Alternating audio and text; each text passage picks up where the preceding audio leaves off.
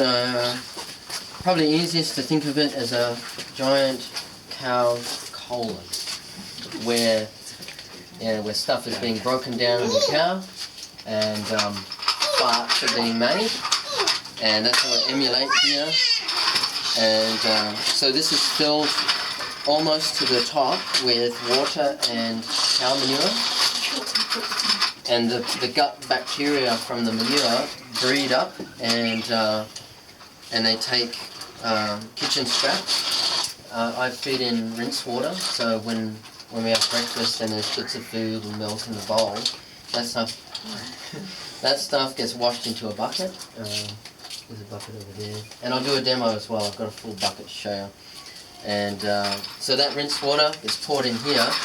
This pipe goes almost to the bottom, and then this pipe comes from about halfway, and I set this bucket up, and it displaces an equal amount. If I pour 4 litres in, 4 litres of what's already in there comes out, and that is a pH neutral, depending on whether you put lots of variety of things in there. It can be quite a rich liquid fertilizer. It can go straight on the garden. I've put it on seedlings, no problem, and yeah. And it smells like fresh cow manure when it comes out. The gas builds up in here and comes out through this valve into the collector. This is just a barrel with water in it, water up to there, but it evaporates. And this is a garbage can upside down. The gas comes in the top, and so as gas builds up, this rises out of the water. And then if I want to cook on it, I'll do a demo of that. The gas comes out there around to a camping stove.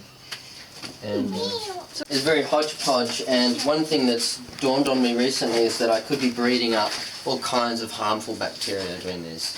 And so ideally you would integrate a digester so that what goes in your kitchen sink goes straight into it. And but everything has to be retrofitted here because permission is the most expensive thing in this place. Yeah. Very costly. Yeah.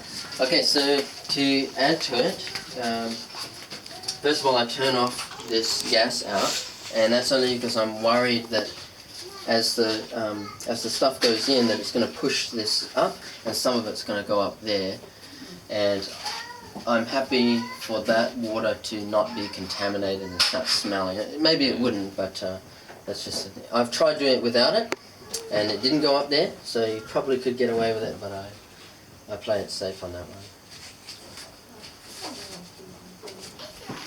Okay.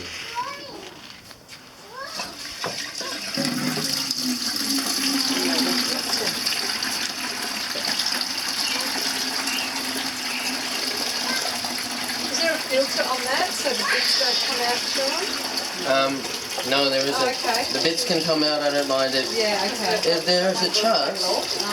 Yeah, that one is quite yeah. There is a chance, though, that the very same material that's going in is coming out. Okay. Yes. But, you know, it'll be the occasional particle.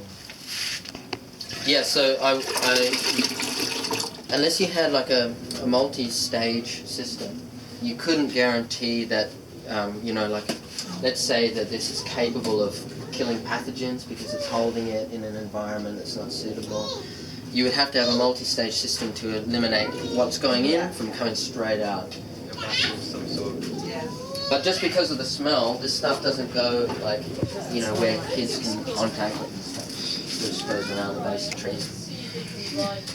And then I open the gas out, and sometimes because of the displacement that's going on there, you can hear it as a build-up of gas goes through to the collector. Lids go on again. Do you usually use that one immediately? You don't let it sit, or? No, I don't. It's anaerobic. It's all anaerobic, but judging from the smell like fresh manure. I don't think it needs oxidation. It'll happen anyway in the soil because I don't bury it. Now what I forgot to do is I normally hose that out and throw the hose water in as well. And that has another purpose, and that's to flush out the gullet so that whatever material is in there is actually then pushed through into the main chamber. So you just use tap water to do that, or? Yeah, chlorinated water. Doesn't matter. Doesn't seem to matter. I get a lot of comments because I did an article about this thing online, and I get a lot of people asking questions. And one guy is having trouble, set it up, temperature's right, not getting any biogas. So we start troubleshooting. Then I find out the guy's been flushing bread flour, right? And he's got a digester 200 litres, and he's flushing 50 litres of the stuff through twice a day, and wondering where's all the bacteria. So I say, slow down, just put cow manure and wait until you get gas, and then feed it slowly and build it up. And so, yeah, his has been a test of patience, I think. And then, yep, this just gets poured around. I sometimes pour it into the watering can with other things like worm juice. I've got some sea salt. Sometimes put that in. But if I can't be bothered, this just goes straight around trees. I'll go and put it in the citrus. Yep, so that's how I do it. And now I'll show you burning the stuff. So this doesn't have any pressure on it, just the weight of this unit, this garbage can. That is enough to push some gas through, and you can have a very weak flame. But if you want to have a strong flame, you need to put some weight on. You can't get the same pressure as from a normal gas cylinder. Those things have so much pressure, it's dangerous. Have you ever put a manometer on it to find out how much pressure there is? Yeah, on this system, there's so little, I don't even know if it would make a needle move, you know. But you'll see it produces a flame. It just can't cook as quickly as a normal gas barbecue. How much are those weights? Sorry? How heavy are those weights? Only 5? Two.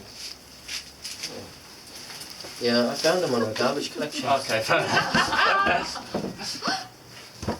I did these silly things where I tried to tie weights in there so it would be like automatic, you know. And then I found out that by having one weight on there, because the concern is I have to shut this off because the back pressure, this pushing down puts pressure back through here, which puts pressure in here, which makes it spill out. And so I wanted to avoid that, but for years I was taking this off, putting this back on like I am now. That's because I'm worried about leaks though.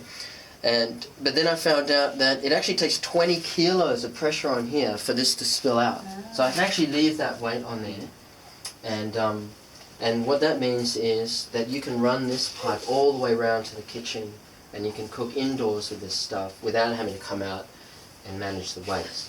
So that was a revelation. But then I left a weight on it, and I lost all my gas because there was a small leak. So now I leave it off because I don't know where the leak is and I can't be bothered finding it. So gas coming on there with a little bit of pressure. A bit of dishwashing liquid. Soak those on the round joist and bubble. Oh, yeah. Bubble. Cool. Alrighty, that's what I have to do. So this is a normal camping stove. I think they've recently legalised these things. But they've got all of the warnings there. Everyone who's been killed or had one of these things explode has done one of these things. It says explicitly not to do. I don't have a gas cylinder in there, so there's no danger here.